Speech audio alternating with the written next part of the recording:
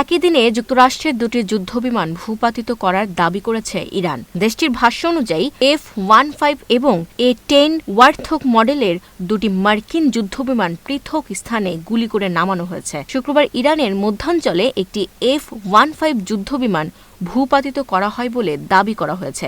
প্রায় একই সময়ে হরমুজ প্রণালীর কাছে পারস্য উপসাগর এলাকায় A-10 ওয়ার্থক মডেলের আরেকটি যুদ্ধবিমানও ভূপাতিত হয়। মার্কিন সংবাদ মাধ্যমগুলোর তথ্য অনুযায়ী F-15 যুদ্ধবিমানে 2 জন ক্রুর সদস্য থাকেন। তাদের মধ্যে একজনকে যুক্তরাষ্ট্রের স্পেশাল ফোর্স উদ্ধার করেছে, অপরজন এখনও নিখোঁজ রয়েছেন এবং তাকে উদ্ধার অভিযান চলছে। অন্যদিকে ছোট লক্ষ্যবস্তুতে আঘাত হানতে ব্যবহৃত A-10 ওয়ার্থক যুদ্ধবিমানটির একমাত্র পাইলটকে জীবিত উদ্ধার করা হয়েছে।